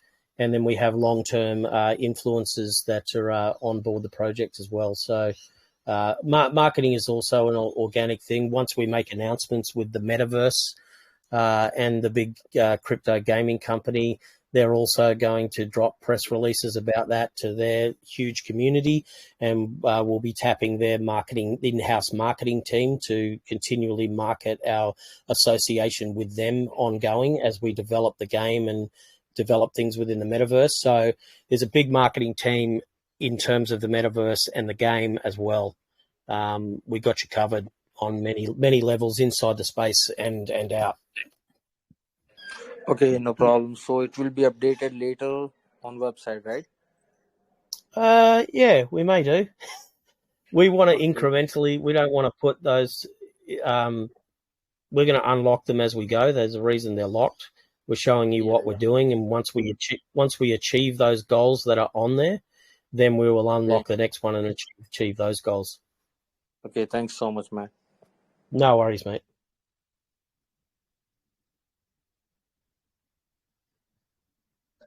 Thanks so much. So we got Tree here. What's going on, Tree? And then we got Media up next. So we'll get Tree here. Then we'll get Media in second. Got Sensei and Mr. Unlucky Boy. Yeah, I saw you guys about a week or two ago when I joined the Telegram. I actually converted some stuff to ETH. And then I got confused. I converted it back, blah, blah, blah. I see, it seems like you have 3 use cases, but I'm kind of confused on what the central point of all of it is. Can you elaborate on that for me? Yeah, sure. So we're essentially an entertainment and movie based token that's heavily utility driven, with a long term goal to finance a series of films and then reward the community for that, and through those taxes. So we're essentially a kind of entertainment juggernaut that's bringing the film industry and the crypto world together. And to kick off with, obviously, there's the streamer utilities and building that out, making sure that's film friendly and crypto friendly as well, including the influencer crib, and then providing the community with apps. But essentially, and then we will have a metaverse, a game. So we're a multi-pronged entertainment entity, really. And we're doing partnerships with people outside of this to make sure that we can provide those things to the community. And the sky's the limit. It's an organic process. We've, carefully presented to the community what we've built so far and have stuff ready on launch. We're then going to drop the partnerships and begin the build of the game and the NFT side of things. So it really is just something that is generating engagement and entertainment. And so I guess that's what you could call us, a film entertainment token. Is there a central point of the token that, like, I couldn't tell if you were Nintendo or Netflix or George Lucas? We're all of them. So you're like the crypto, you're like the crypto Disney, it sounds like. Is that right? We're the crypto Disney. Yeah, we're the crypto Disney, but a little less family friendly, I guess. Essentially that's what we are. We're kind of spread across multiple partnerships, bringing these things to the table. The token itself is something that has a use case in our utilities as well. So, I don't know how to further explain it to that in terms of your central question. I guess we're spread a bit further than that. It's cool. I could definitely, do DYOR myself too. Overall, it seems great. Thank you, answers. Man. I appreciate it. Wish I could answer your question. Maybe it's good that there's no answer, because that just means there's that many more opportunities. That's true. Yeah, there's more scope for organically move, in the direction that we need to. So I think once we can announce the partnership with the metaverse, I think that part of it will become very clear about what that is and how that exists on that platform. So keep an eye on that as well, because I think that'll be an integral part of our identity as well.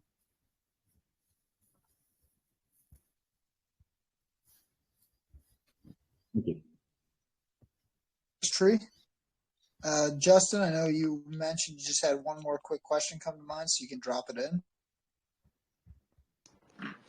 Hey, man. Sorry, just one more question. Well, hundreds more questions, but I'll only ask one. Do you guys plan on having like some sort of like incubation program? Because that's, one of the hardest things about, filmmaking is funding it and, like marketing it. Because, we have limited funds, of course. Absolutely. Do you guys, it's a good question. Have any thoughts about that? Well, long term, we do have the Movie DAO, so that would essentially be an incubator program, because we would directly work with filmmakers to bring their projects to the community and then finance them through the taxes. So long term, yes, that's a good idea. I think the sky's the limit with those things too.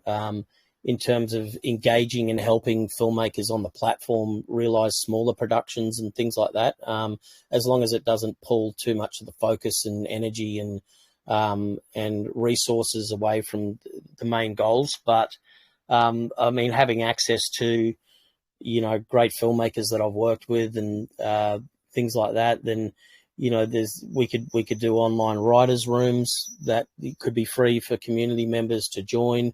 Bring in experts in writing teams or directors. One of the things that we built the website also with a live streaming capability at the start. So one of the things I didn't mention that might be of interest to you is that in the Filmmakers Crib, we're eventually going to bring in experienced filmmakers to present their first short films and to do live streamed Q&As with the community on the platform to talk about how they financed their first films and how their kind of careers went and the difficulties they faced. So it can act as, an incubator and an information center as well for the young filmmakers that are on the platform to have access to these experienced filmmakers. So that was another plan that we had that we've built into the capability into the website to start with.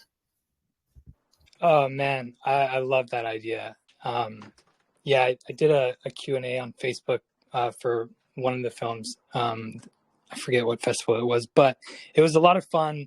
And it was just really cool to sort of like be able to,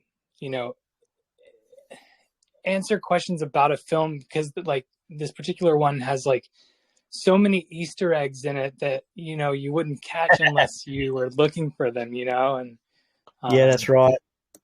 So yeah, it'll probably go unnoticed, a lot of those things in the general film community, but certainly picked up, through our utilities and use cases with the crypto community. So that's pretty cool. We love an Easter egg, us filmmakers, since the DVD days. Yeah, man, for sure. Okay, great. And I'm looking forward to.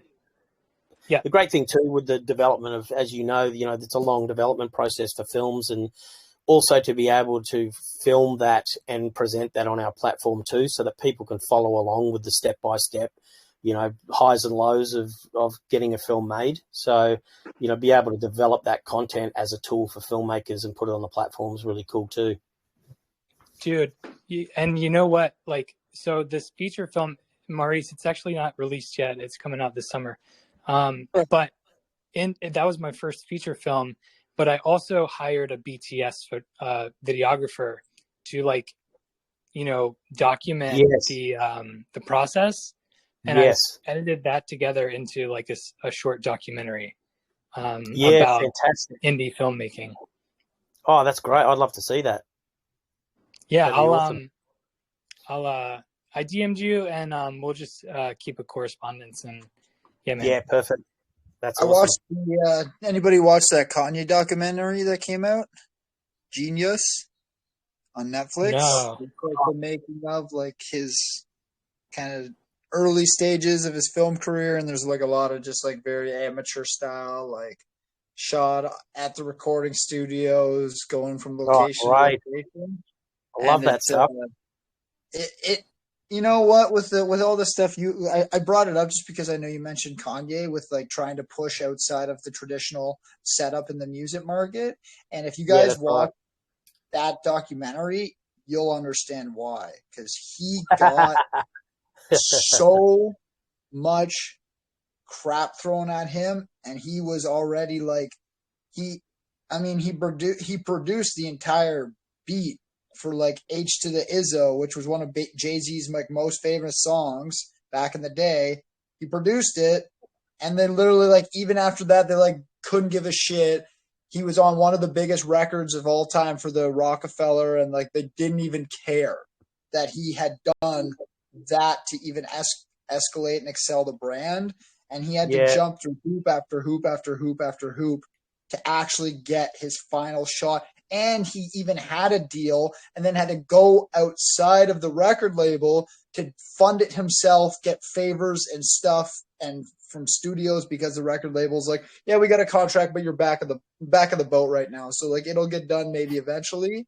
And like that I understand completely why he's making that push, because that documentary shows you live the frustration he had to go through, and like it was pretty rude. Like they call him into the office, and he goes from office to office trying to get just somebody to pay attention to him, and everyone's like, "Nah, bro, get out of here." Yeah, that's exactly it. And Justin will speak to that. That's what it's like as a filmmaker. It's that cap in hand mentality that drives you crazy, and the interference in your creative vision. is a horrible thing, and then the remuneration on top of that. But you get pushed around, you sign shonky deals because you need to get them done, and something's got to change there. If it's happening to Kanye West, then imagine how it's happening to emerging creatives. Yeah, that's just it, right? The Produce I think it was at the time, like it had gone all the way to platinum at that point, and like he still couldn't even get credit for somebody to like give him some recording time for him to actually rap on a beat, not just produce it.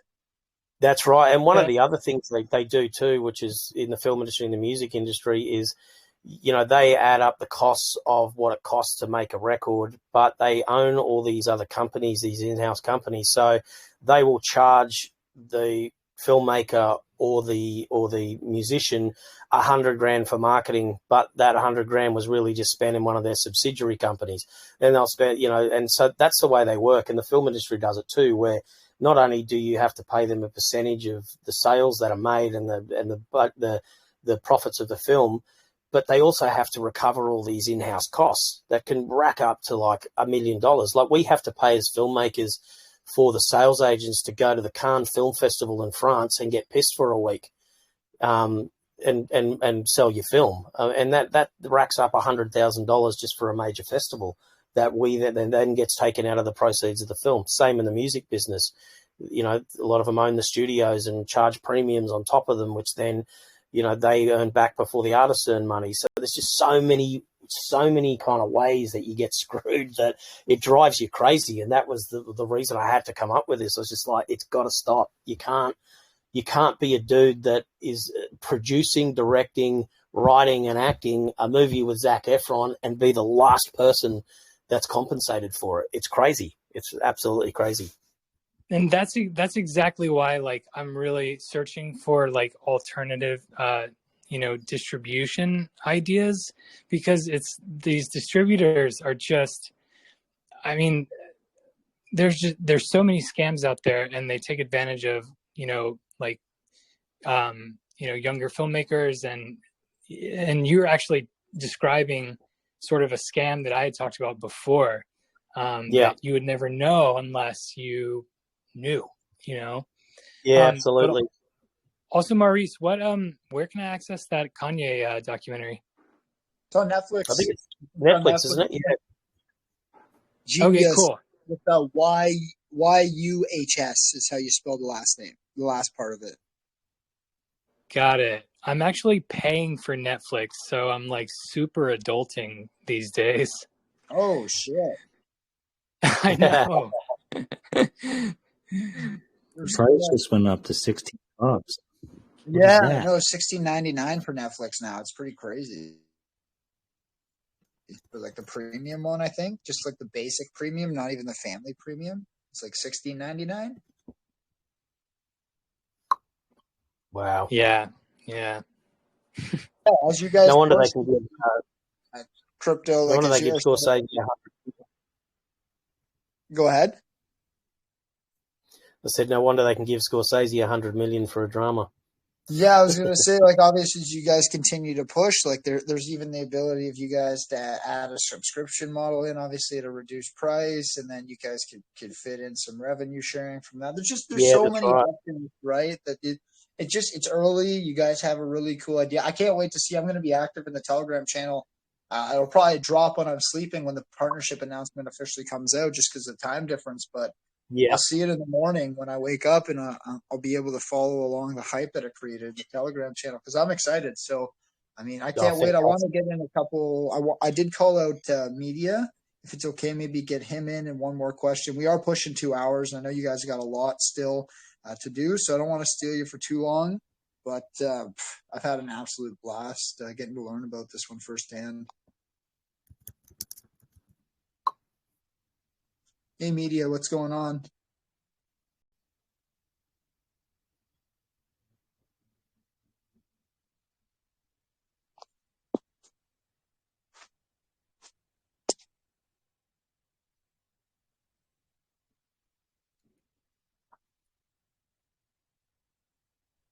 Oh, did we lose him?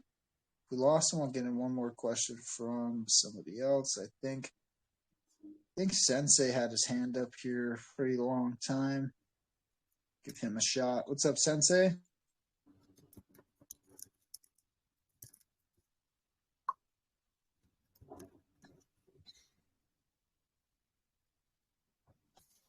We got Sensei unmuted, and I also have Media Keeter.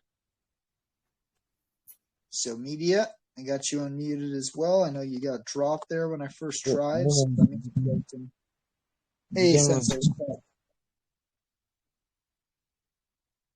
How's it going? I'm doing good, man. Thanks for coming out. 1 second, guys. Can you just give me 1 minute? I've just got someone knocking on my door. All right. Oh.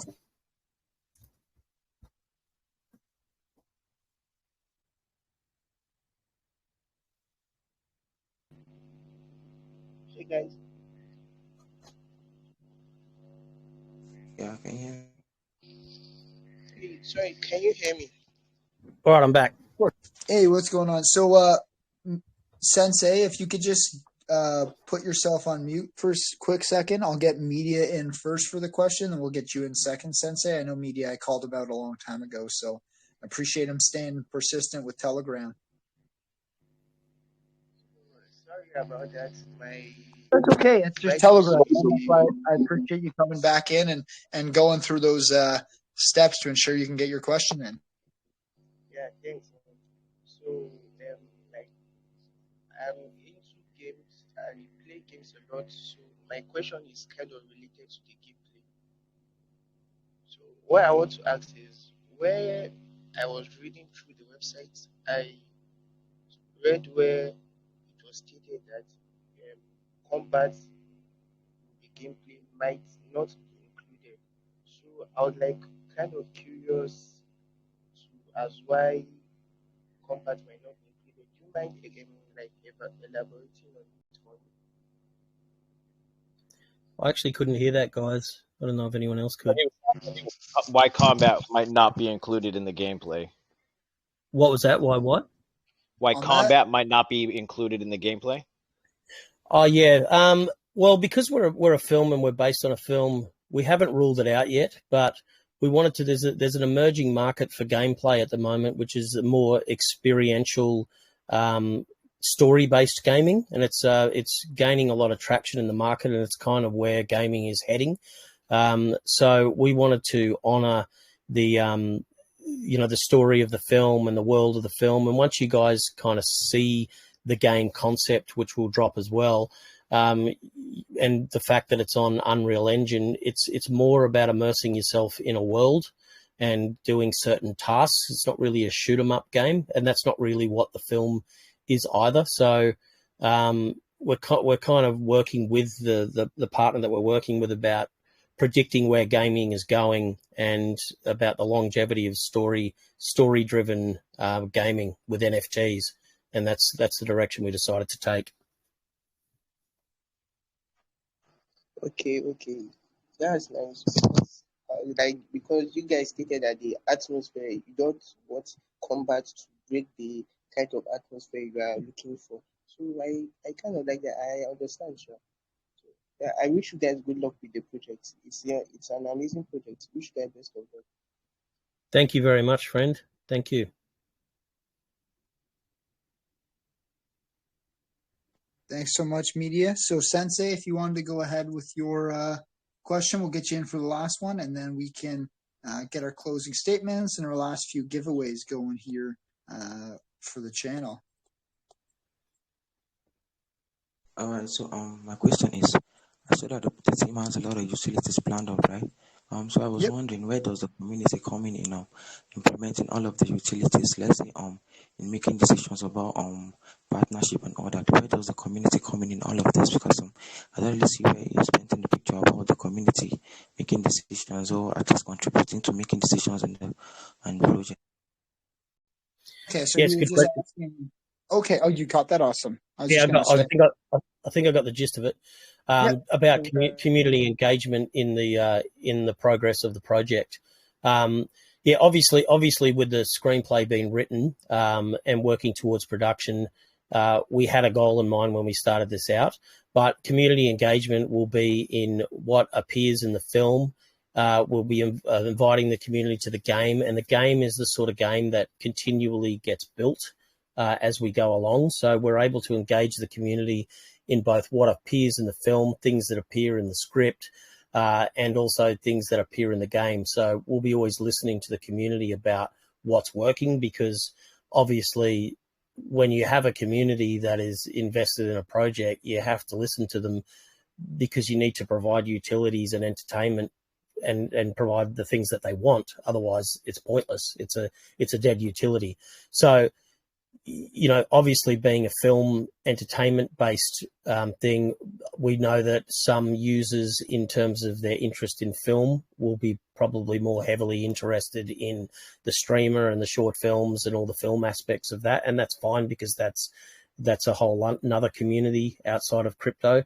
But in terms of anyone interested in gaming and NFTs, that's an organic process that we involve the community, and anything to do with the film, we also involve the community. So, you know, we haven't even launched yet. And so what we wanted to do is have a rock solid plan to have already executed our utilities, so that we have them on launch for you guys. And to do that, obviously that was engaging with ourselves and second guessing what we thought the community would want, and also what we know that the film community wants, so that we can bring them to it. So we will be engaging from after launch, but obviously at this stage, it's what we've created that we're going to drop.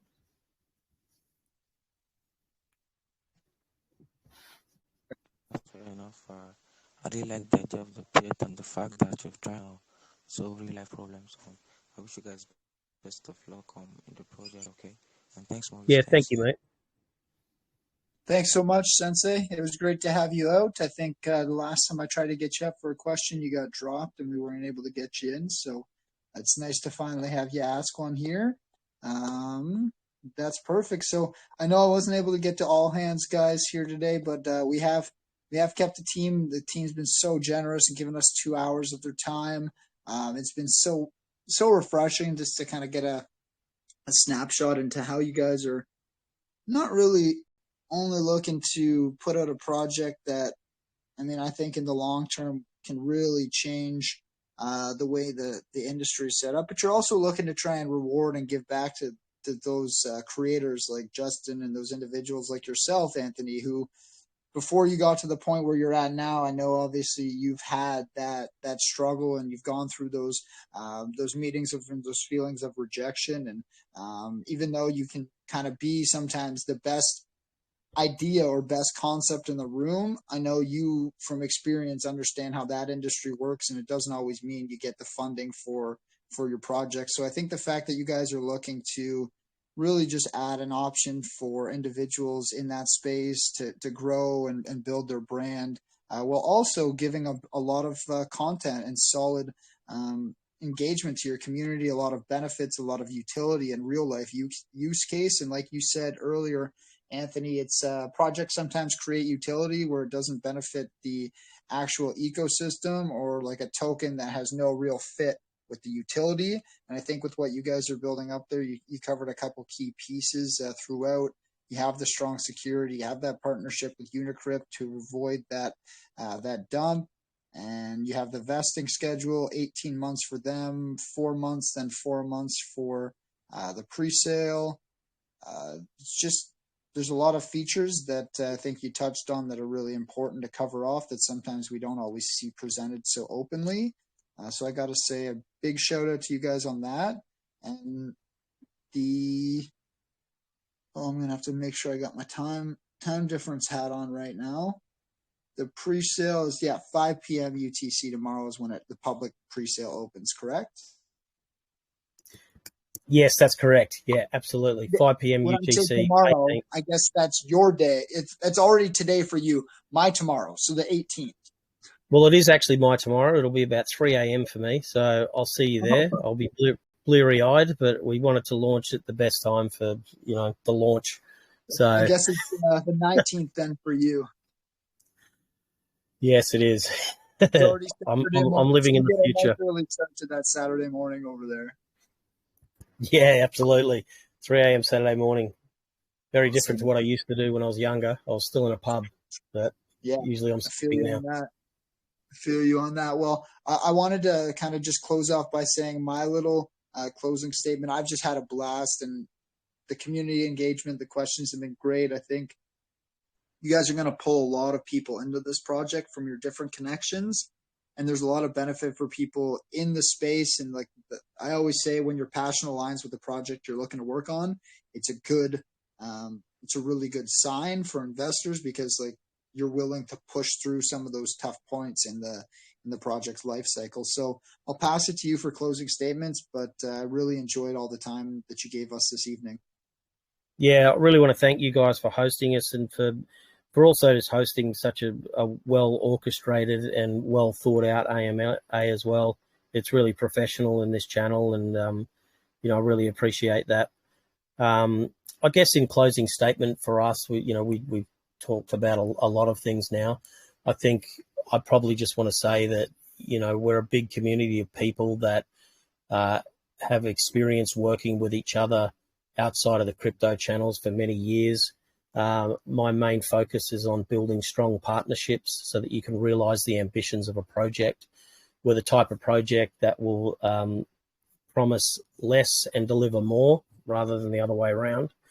And that we'd really appreciate the support of the community in the pre-sale, particularly, so that we can hit our soft and hard cap and have a really good launch. And you'll be duly rewarded for your loyalty to us.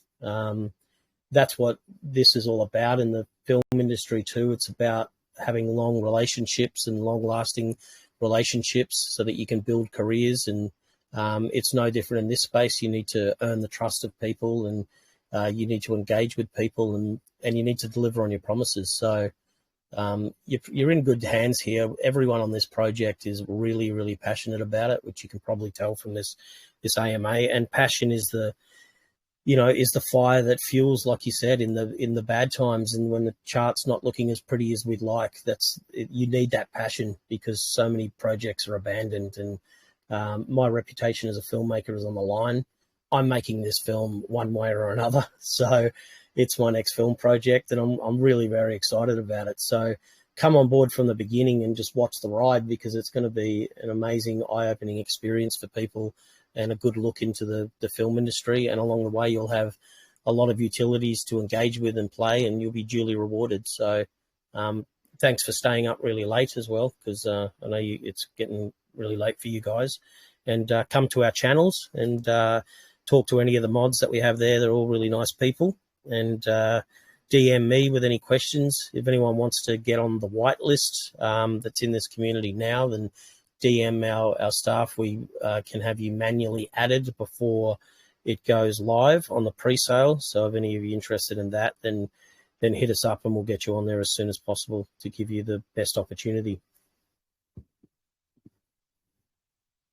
We're just going to go ahead and finish up with a little video here for everyone. So enjoy. Thanks, Pappy.